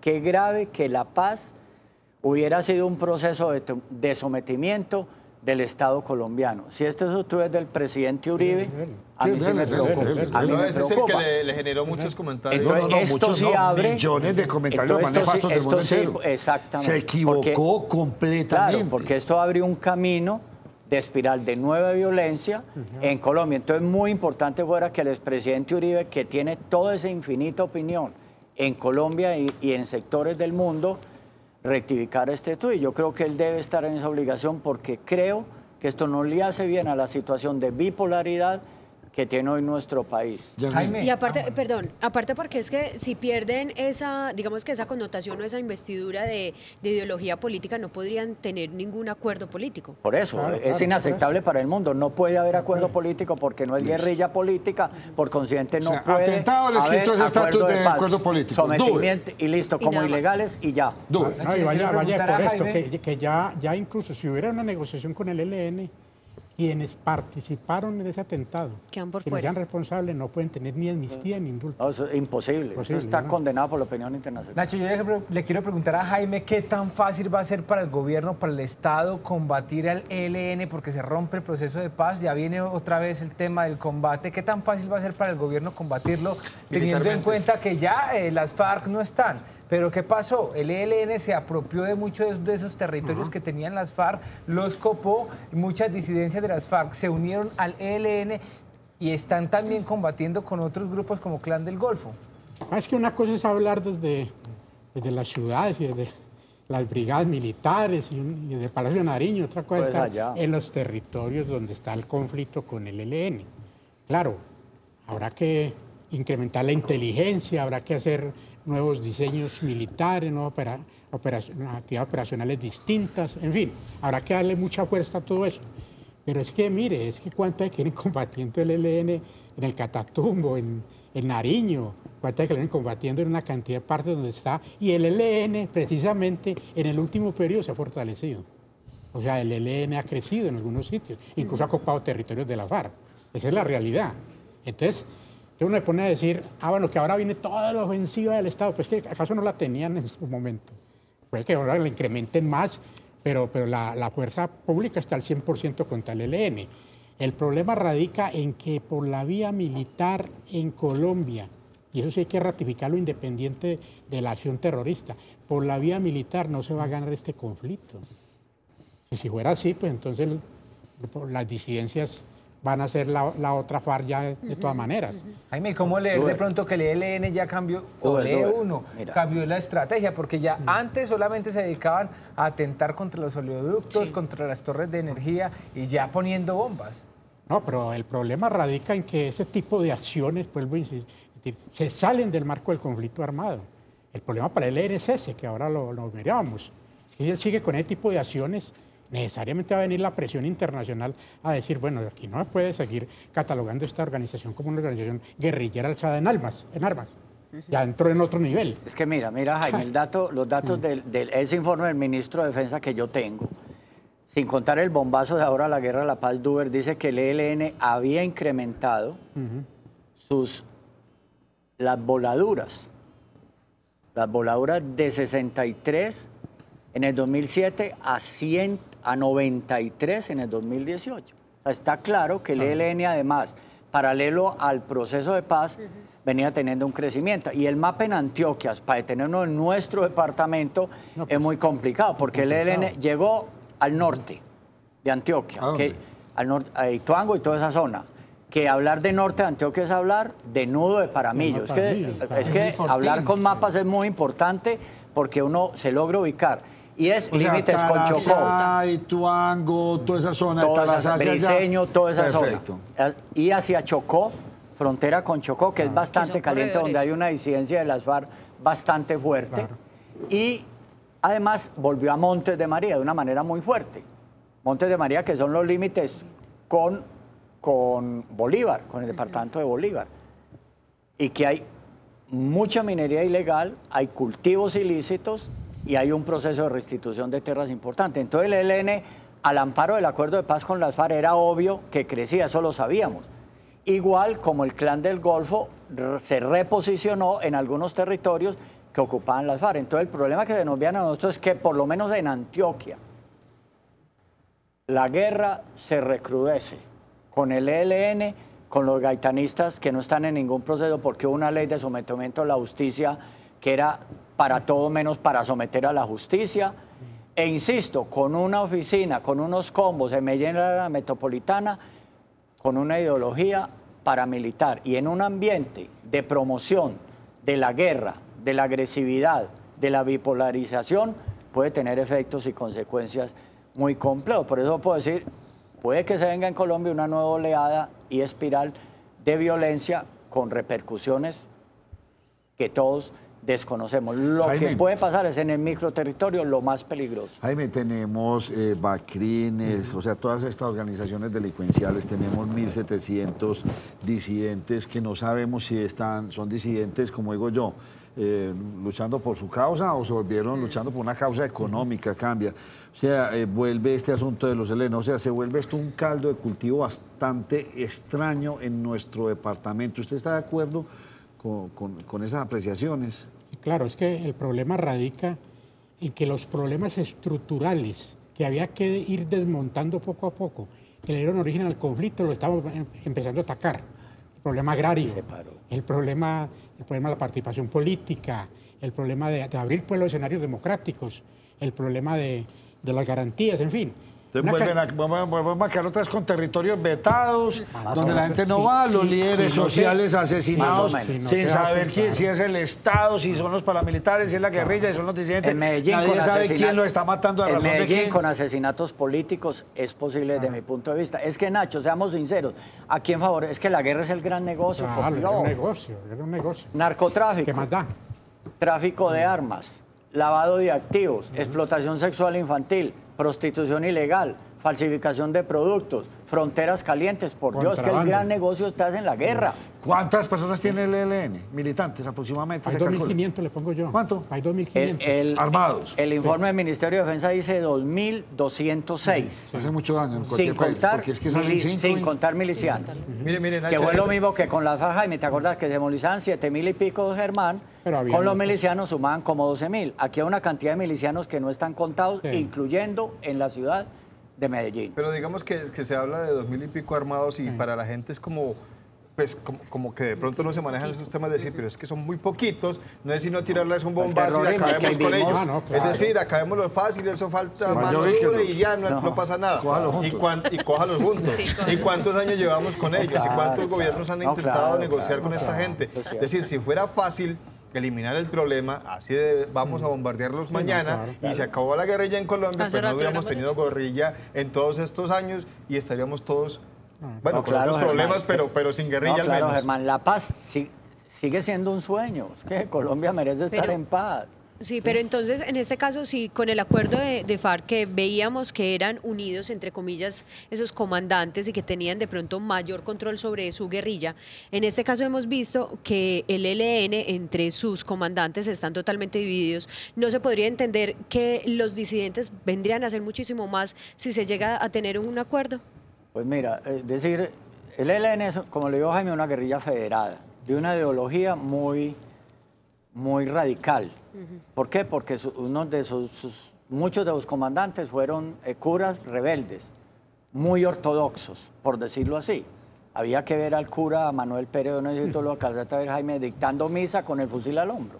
Esto era inaudito en cualquier parte del mundo, Nacho, con el fusil al hombro, dictando misa y dando comunión, ¿sí? Entonces, el ELN es una guerrilla, además, como es tan federada, se van gestando liderazgos muy federados.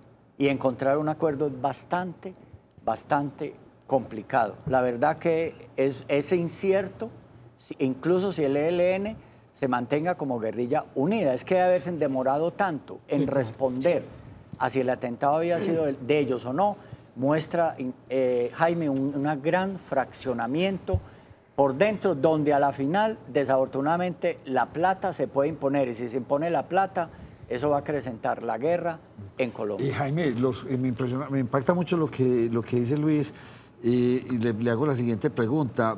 O sea, pues un cura dando guerrillero con fusil al hombro, dando una misa, eso fue para los 60, en los 70, de pronto hasta en los 80, ¿sí o no? Pasó. Donde los jóvenes todavía eran muy idealistas y pensaban en todos estos cambios revolucionarios.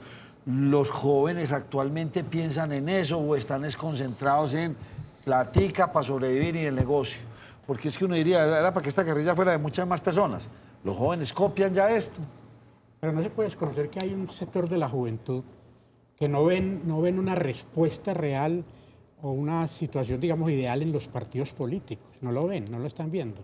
E incluso están desarrollando unas justas aspiraciones como jóvenes en todos los terrenos, sobre todo en el marco estudiantil. Y son permeables a la posibilidad de que organizaciones como el ELN capitalicen cosas allí. Muchos de ellos, algunos de ellos simpatizan, pero no están propiamente en la estructura, no están en la estructura, pero van más hacia los niveles de estar ligados más a este tipo de organizaciones. Yo, por ejemplo, uno que conoce, Guillermo también lo conoce bien, uno sabe que en algunos movimientos juveniles, aún de acá de Antioquia, hay gran incidencia del ELN. Yo no creía un día... En el oriente antioqueño me dicen que hay muchos.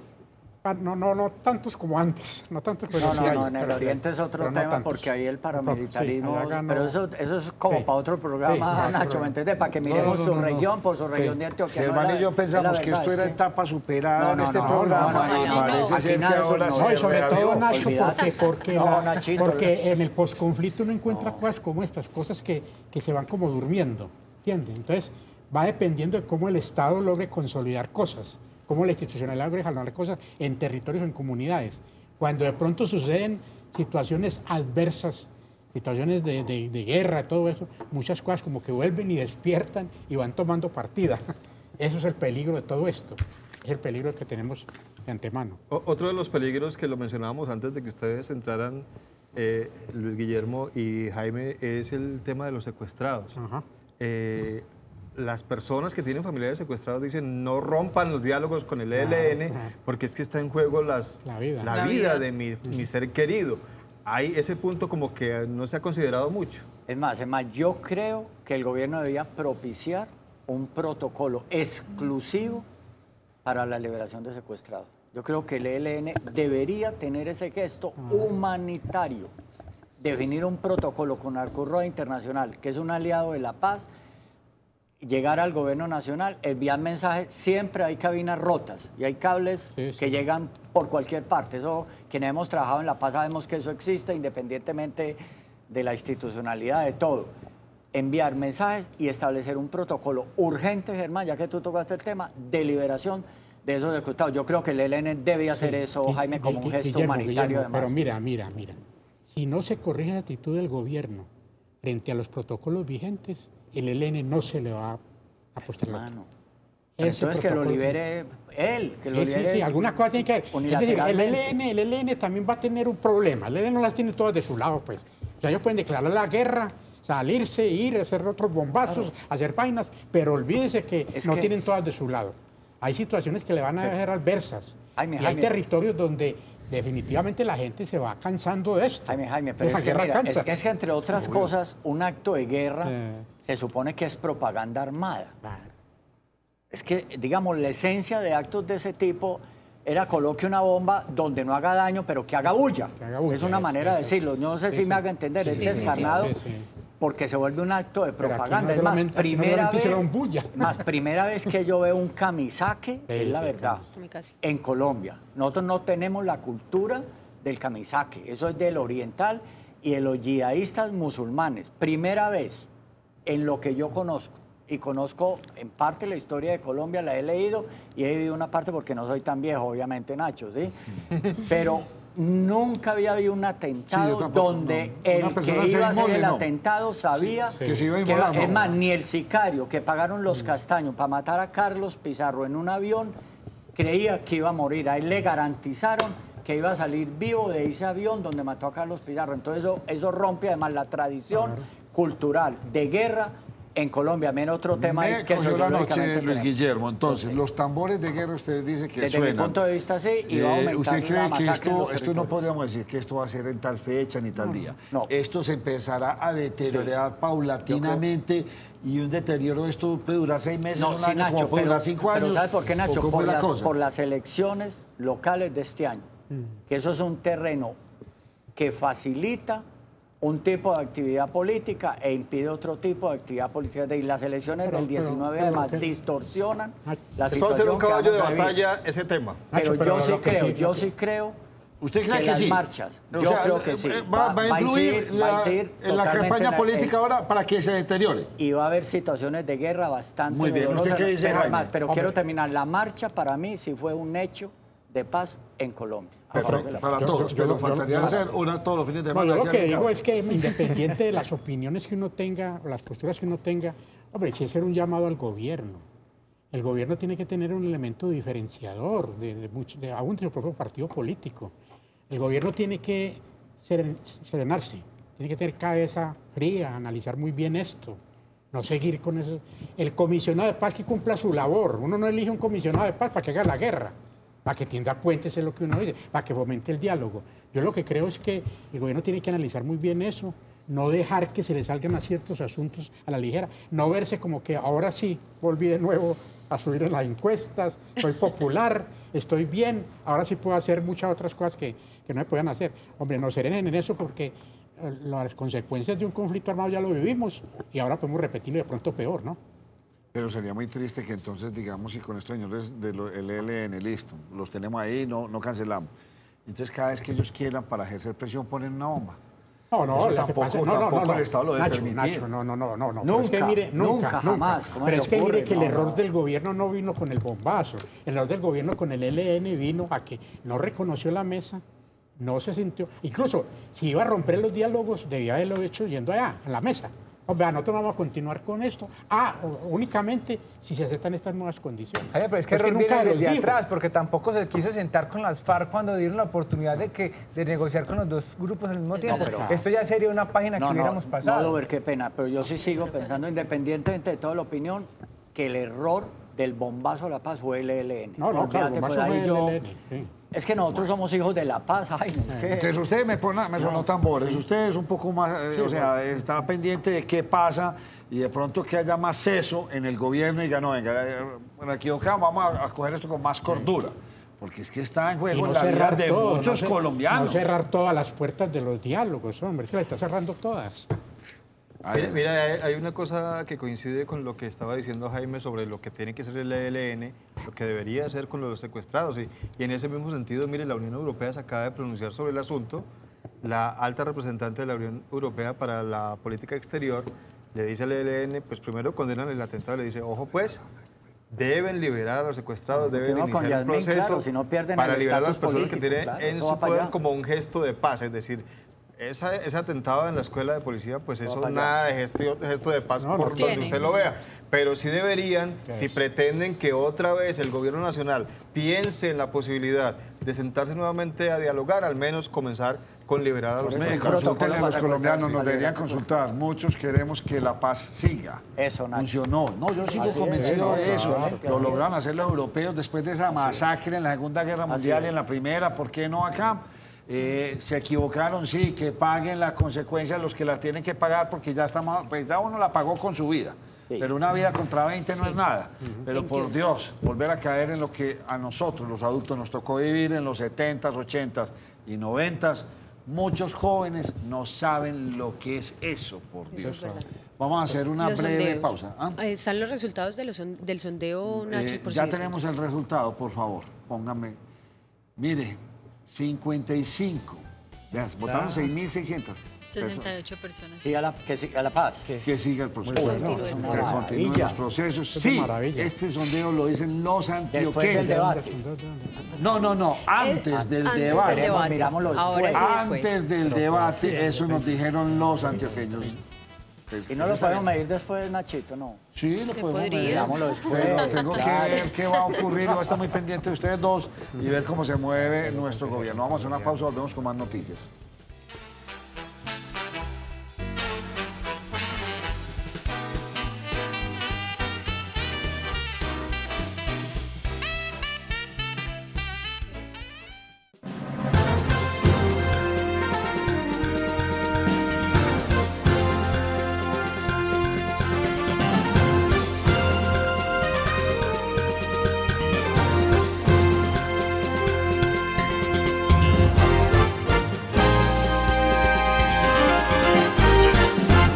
¿Qué tal? Buenas noches, soy Germán Mendoza, bienvenidos a Cosmovisión Noticias. Con honores fue recibido el cuerpo de Juan Esteban Marulanda, de 19 años de edad, uno de los cadetes que perdió la vida durante el atentado terrorista en la Escuela de Policía General Santander en Bogotá. Con honores militares de la Policía Nacional, fue recibido en el aeropuerto La Herrera de Medellín el cuerpo de Juan Esteban Marulanda, uno de los jóvenes antioqueños que perdió la vida en el atentado del ELN contra la Escuela de Cadetes General Santander. con un dolor profundo y entre lágrimas, familiares y amigos recibieron el cuerpo del joven.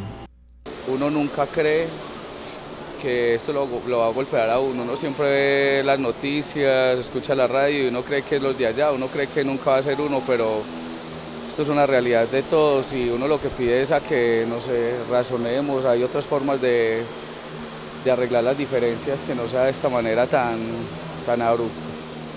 Juan Esteban, quien tenía 19 años de edad, soñaba con ser un carabinero. Sus familiares lo recuerdan como un joven trabajador, bondadoso y un apasionado por los caballos. Juan es un hombre, digo es porque siempre va a estar con nosotros, de esas personas que lleno de valores, que se hacía querer de todo el mundo. Por lo general dicen que solamente se habla bien de las personas cuando faltan, pero creo que Juan es un ejemplo de que se puede hablar cuando está y cuando no está. Durante toda la noche el cuerpo de Juan Esteban permanecerá en cámara ardiente en la capilla de la escuela Carlos Holguín de la ciudad de Medellín. El ELN se atribuyó el atentado terrorista en la Escuela de Policía General Santander en Bogotá. A través de un comunicado, ese grupo guerrillero dijo que el atentado fue un acto de guerra. Con este comunicado, el ELN admitió ante la opinión pública su participación en el atentado contra la Escuela de Policía General Santander. En uno de los fragmentos indican que su actuar es lícito dentro del derecho de la guerra. La operación realizada contra dichas instalaciones y tropas es lícita dentro del derecho de la guerra. No hubo ninguna víctima no combatible. Valoramos necesario que instituciones internacionales autorizadas den su opinión sobre el carácter de dichas instalaciones y el tipo de acción realizada. Además, dejan en evidencia su resentimiento frente al actuar del actual gobierno. Es entonces muy desproporcionado que mientras el gobierno nos ataca, plantee que nosotros no podamos responder en legítima defensa. Familiares de Diana María Toro Vélez, comerciante secuestrada el pasado 27 de septiembre en Amagá y quien permanece en poder de este grupo guerrillero, advirtieron que de suspenderse la negociación, ella y los demás secuestrados corren peligro. Una situación que se acá en los diálogos es una situación muy grave. ¿Por qué? Porque están en peligro no solamente mi señora, sino todos los secuestrados, todas las personas que están en cautiverio. ¿Por qué? Porque en el momento menos indicado a ellos les da por tomar cualquier acción determinada con ellos y eso no se puede permitir. Seguir adelante con los diálogos, pues claro, hay que seguir adelante con los diálogos, pues la vida de muchas personas está en peligro, en especial para mí, la de mi señora. Actualmente la lista de secuestrados que mantiene el ELN asciende a los 16. En el municipio de La Ceja fue capturado el sacerdote Héctor Ayala, señalado de abusar sexualmente de un niño de 12 años el mes de diciembre pasado. Al mismo tiempo, las autoridades capturaron a 2 profesores señalados también de abusar sexualmente de sus estudiantes. Un sacerdote del municipio de La Ceja, oriente antioqueño, fue capturado por presuntamente abusar sexualmente de un niño de 12 años quien cumplía las labores de acólito de su parroquia. Según las primeras informaciones, el hecho se habría registrado el pasado 10 de diciembre, cuando el sacerdote identificado como Héctor Ayala, que también era el padrino del niño, habría accedido sexualmente al menor. De la captura de un sacerdote en el oriente antioqueño, el señor pues era padrino de un jovencito que ayudaba en la iglesia, un acólito, y aprovechaba que se lo llevaba a pasear y lo afectaba en su integridad sexual. Para no ser detenido, el sacerdote huyó al día siguiente. Al parecer, estuvo prófugo durante un mes en ciudades como Bucaramanga y Río Negro, hasta que el 10 de enero se entregó voluntariamente. Las autoridades también confirmaron la captura de 2 profesores que aprovechaban su estatus como docentes para abusar de sus alumnas de 12 y 14 años. La captura de un profesor, un docente del municipio de Mutatá, y la captura de un profesor de Necoclí. Estos señores de manera masiva venían afectando a sus alumnas, niñas menores de 14 años. Estos nuevos hechos ponen nuevamente en tela de juicio el papel de los sacerdotes en la comunidad y la labor de los profesores en los colegios. No ha terminado el mes de enero y continúa el desplazamiento de personas en el departamento de Antioquia. Ya van 200 personas desplazadas en el Bajo Cauca antioqueño. Las autoridades señalan a los caparrapos y al Clan del Golfo como responsables de estos desplazamientos masivos. Entre el 1 y el 20 de enero de este año han llegado a Medellín más de 200 personas desplazadas del Bajo Cauca antioqueño huyendo de los enfrentamientos armados entre el Clan del Golfo y los caparrapos. Los municipios más afectados por este fenómeno son Tarazá, Cáceres, Caucasia, El Bagre, Zaragoza y Nechí, donde los desplazados han tenido que ser atendidos en la ciudad en albergues donde el gobierno municipal les brinda alimentación y educación. Bueno, la semana pasada tuvimos una noticia de un posible desplazamiento de 48 familias al municipio de Tarazá, de una de sus veredas. Estamos en este momento verificando la información porque no habían terminado de llegar al corregimiento del 12. Está la Unidad de Derechos Humanos y los organismos que se encargan de los temas de desplazamiento verificando si efectivamente llegaron ese número de personas y qué ayudas vamos a empezar a brindar. En Tarazá, donde hay alta presencia del ELN y las bandas criminales, la Unidad para las Víctimas tienen un registro de más de 15.000 personas que se han desplazado masivamente de sus territorios afectados por la violencia.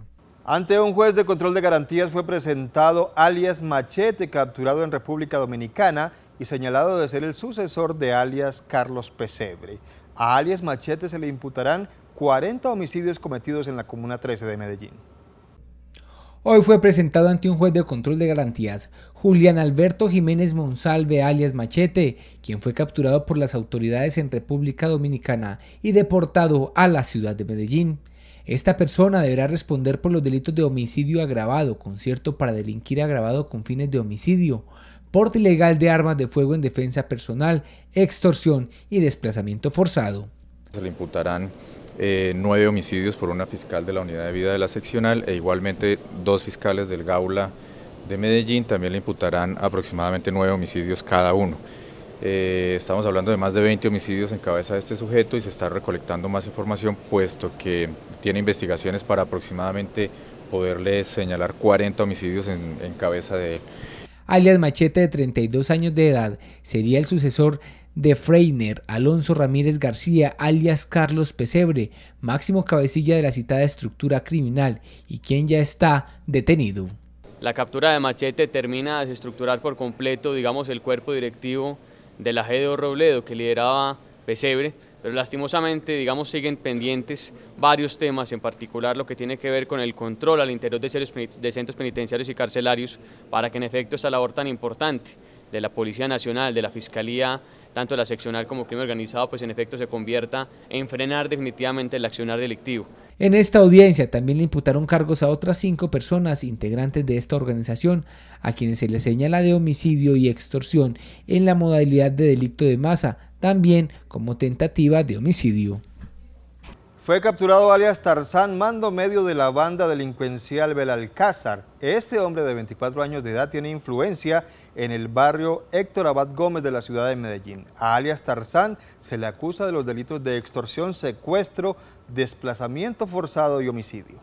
La Policía Metropolitana de Medellín logró la captura de un integrante del grupo delincuencial Belalcázar, conocido con el alias de Tarzán, de 24 años de edad, quien según las investigaciones se desempeñaba como el segundo al mando de este grupo criminal. Este delincuente perteneciente a la organización Belalcázar venía realizando actividades criminales de homicidio, extorsiones, tráfico de estupefacientes en menores cantidades. Esta persona fue capturada por parte del Modelo Nacional de Vigilancia Comunitaria por cuadrantes, donde hay unos planes específicos que están coordinando con el fin de precisamente neutralizar las actividades criminales que tenemos en la ciudad. La acción policial se desarrolló en el barrio Héctor Abad Gómez de la ciudad de Medellín. Mediante labores de registro y control y solicitud de antecedentes por parte de los cuadrantes del sector, se pudo identificar que contra esta persona existía una orden de captura. Tiene un nivel medio en la organización, pero sí es por su actividad criminal viene afectando esta región de la ciudad y pues es uno de los resultados, como les digo, en los planes preventivos que estamos desarrollando en toda la ciudad para lograr localizarlos. Esneider Romero Villa deberá responder por los delitos de extorsión, secuestro, desplazamiento forzado y homicidio. Las autoridades capturaron a 8 integrantes del Clan del Golfo acusados de ser los responsables de la masacre de 7 personas ocurrida hace un año en el estadero Las Margaritas del municipio de Ayermal en Antioquia.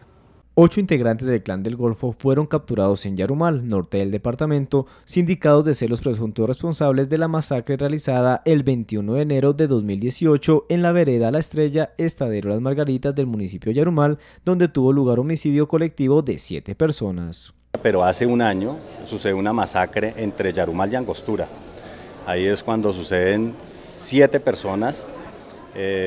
Cometen un homicidio de esta estructura del Clan del Golfo. Es que estas personas utilizaron elementos de uso privativo de las fuerzas militares, una ropa, y en nuestro allanamiento les incautamos armas, les incautamos los uniformes, les incautamos 7 fincas y 5 motos. Entre los capturados se encuentran alias El Mono, quien es el cabecilla militar de esta subestructura, y alias El Gordito, jefe de los sicarios. Las autoridades también capturaron al componente militar de sicarios, compuesto por alias Angie, alias Solio, alias El Flaco Zarco, alias Daniela, sicaria y encargada de transportar armas, alias Armero, y la notificación del centro carcelario de alias Eduardo. Es momento de hacer una pequeña pausa para comerciales, pero en segundo regresamos con mucha más información en Cosmovisión Noticias. Ya estamos de regreso, muchas gracias por continuar con nosotros. Comienza mañana en Medellín la Feria Colombiatex de las Américas. Este evento tendrá 600 expositores y se esperan por lo menos 22.000 compradores. La Feria de Colombiatex de las Américas comienza desde este 22 hasta el 24 de enero en Plaza Mayor. Bueno, en la Feria Colombiatex de las Américas, en nuestro eje ferial esperamos tener 600 expositores, un 60% son expositores nacionales y esperamos tener alrededor de 22.000 compradores, de los cuales 1.800 pueden ser compradores internacionales.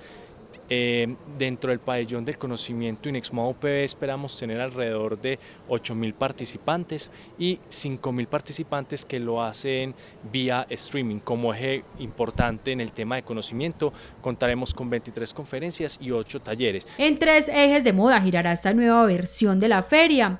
Prendas inspiradas en el yoga, los ancestros y la moda de los años 50. En este espacio tenemos todas las muestras de los expositores, los botones, las telas, el denim, puesto para que nosotros contemos como esa exhibición y sea como un filtro también para estas empresarios y visitantes y sea mucho más ágil y mucho más fácil. Para este 2019 se espera una ocupación hotelera superior al 87% con la llegada de más de 21.000 visitantes. El sector textil confecciones cerró el año 2018 con un incremento en las exportaciones de entre el 13 y el 14%. Las expectativas para el año 2019 son mucho mejores. El sector textil confecciones tiene grandes expectativas económicas para este 2019. Asegura que las exportaciones vienen creciendo significativamente. El año 2019, según los analistas, debe ser un mejor año para la economía colombiana en términos generales. Y yo quisiera resaltar el tema exportador. El año 2018 vamos a terminar entre un 10 o un 13% en aumento de exportaciones del sector textil confección y esto es muy valioso porque hace rato que no crecíamos. Carlos Eduardo Botero manifiesta que es positivo los tratados de libre comercio que ha firmado Colombia con otros países. Tenemos que aprovechar los tratados de libre comercio que tiene Colombia firmado con distintas regiones del mundo y por eso en la feria vamos a tener diferentes expositores que van a tener una marca que se llama Origen Colombia que le va a permitir al comprador entender que esa empresa tiene la estructura productiva para cumplir las reglas de origen y poder aprovechar los tratados de libre comercio que tiene Colombia con diferentes regiones del mundo. La innovación y la sostenibilidad serán claves para el crecimiento de esta industria en el mercado.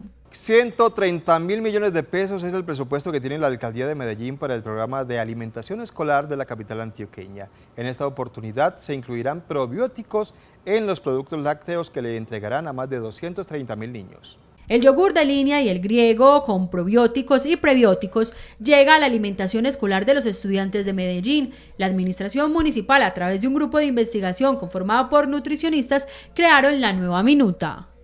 Hoy que encontramos que los probióticos que actúan en el sistema digestivo van a permitir una mejor absorción de los nutrientes y mejorar su sistema inmunológico, lo que nos va a permitir que haya menos ausentismo laboral escolar por enfermedades comunes. 230.000 niños de la ciudad se verán beneficiados con la alimentación del PAE. Tenemos cerca de 458 comedores escolares en toda la ciudad de Medellín y tenemos 230.000 niños focalizados que son sujetos de atención del programa Alimentación Escolar. Esta focalización se hace con los lineamientos del Ministerio de Educación y de acuerdo a esos lineamientos pues nosotros vamos identificando cuáles son los niños que requieren la alimentación escolar. La administración municipal invierte este año 130.000 millones de pesos en este programa. 11 viviendas tuvieron que ser evacuadas debido al colapso de una casa de 2 pisos en el barrio 12 de octubre de Medellín. Las adecuaciones que un vecino hizo en un lote cercano a estas viviendas originaron el colapso de esta casa. Tremendo susto se llevaron algunos vecinos del barrio 12 de octubre cuando 2 viviendas se derrumbaron al lado de un lote donde un vecino realizaba una construcción que según las autoridades del DAGRED generó la desestabilización. Es un deterioro estructural producto de un proceso constructivo que se realizaba en las viviendas vecinas a las afectadas. Es un total de una estructura habitacional con 2 viviendas en 2 niveles que colapsa totalmente. Ante el colapso, bomberos atendieron la emergencia y realizaron la evacuación inmediata de otras 10 viviendas aledañas para iniciar un monitoreo de zona y su consistencia. Entre los afectados se encuentran por lo menos 10 menores de edad. Para garantizar la estabilidad y la seguridad de las personas que en ella habitan, mientras se realizan por parte del constructor todas las obras necesarias para garantizar la estabilidad y la seguridad de las viviendas. Por ahora, las 10 familias evacuadas podrán regresar a sus casas solo hasta cuando se garanticen las condiciones de seguridad necesarias a través de las obras de reforzamiento en el predio afectado. Y así llegamos al final de esta emisión de Cosmovisión Noticias. A todos ustedes muchas gracias. Les deseamos una feliz noche.